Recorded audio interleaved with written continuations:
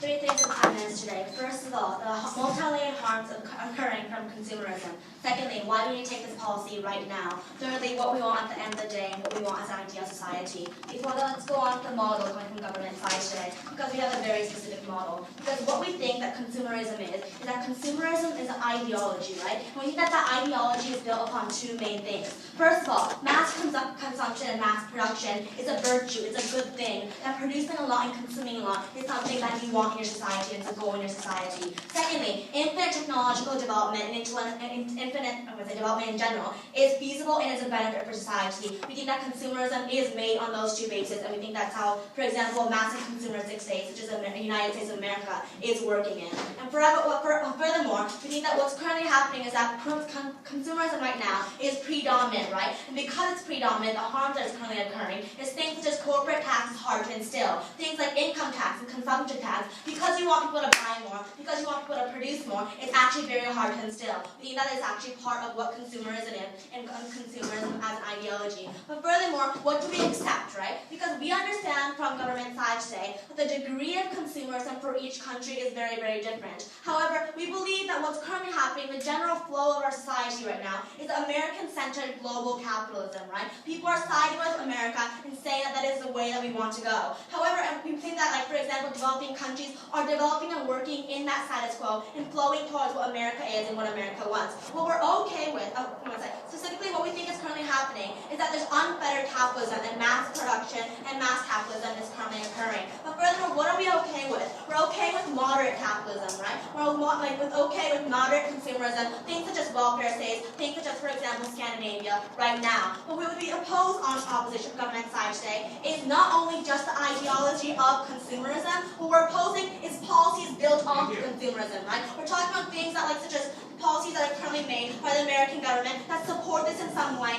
and lower the taxes, for example, in that way. But furthermore, this is very important. We think that right now in the status quo, there's a general flow that's saying that things like socialism and things like opposing parties are actually gradually getting more popularity. What we want to do from government side is to support those kinds of parties and equalize the balance between consumerism that's currently really being predominant and those minor parties that are gradually getting more popularity and more views, right? But furthermore, we think that what we ultimately want is a welfare state with a redistributing policy, like Scandinavia and like Norway. Let's go on to the first point now. First of all, have multi-layered harms of consumerism. We have four main harms, right? First of all, environmental harms and a zero-sum resources. Because of that, the consumerism consumes so much, and by consuming so much, you have to produce so much. We see massive environmental harms right now. We see, for example, controversial but global warming. We see water pollution. We see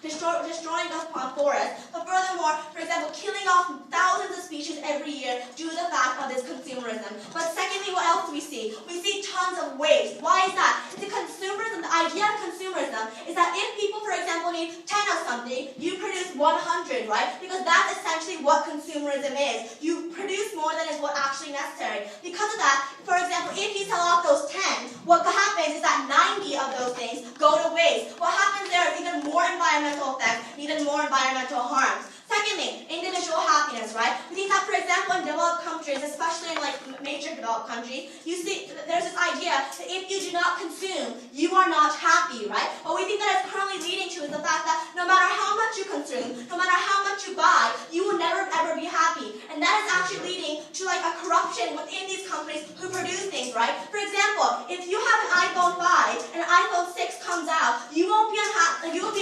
unless you buy the iPhone 6. And the companies know this, and that's why they produce more and more and more of new things, and you can never keep up with this trend, and eventually you become very unhappy. But furthermore, what happens is that if you do try to keep up with this trend, you end up spending massive amounts of money, ending up in debt, and for example, credit card debt, which you see in a massive problem in many developed countries. But secondly, developing country people see the fact that these people do have a lot of consumption, and because they can never catch up this consumption, we see an overall level of unhappiness within our society, right? But thirdly, harm developing countries. Because what we're talking about the fact that because you have to produce so much, sweatshops are allowed. Not exactly allowed, but many sweatshops are produced. You are allowed to violate people's human rights, like in Bangladesh with the clothing factory, and have many people exploited in that way, right? We think that yes, in the general flow of our society, society, we are trying to condemn those things and say those things are bad. However, that's exactly what we want to support.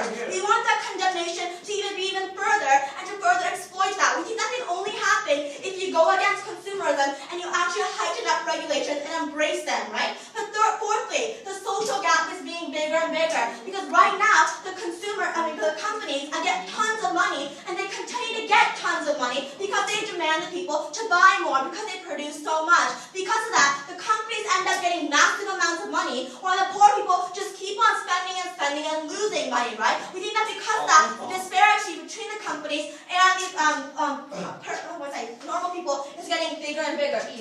Okay, so if you guys support the coexistence of socialism and consumerism, so how these problems can be solved under your model? Because if you have those kind of like two things in government, for example, policies of consumerism are harder to pass, but furthermore they get mitigated down, right? So let's go down to let's go down to the second point as to why now, right? Because we think that right now it's a tipping point. What do we mean by that? First of all, there's massive environmental problems, a widening gap in the rich and the poor. But thirdly, people's health are being harmed, for example, China and things like that, right? We think that furthermore, socialism is becoming a trend, right? And like, for example, things like communistic ways of thinking are becoming a trend. Piketty winning the Nobel Prize, becoming very popular in the United States is an exact proof of that showing. We think that right now is only that we can crack down on this, and if we don't crack down right now, it's going to be too late. What do we want from our government side today? First of all, we are against infinite technological development and, for example, massive consumption. We are for recycling policies, sustainable development, things like that. We accept that maybe the iPhone 7 won't come out because of this, but we are okay with that.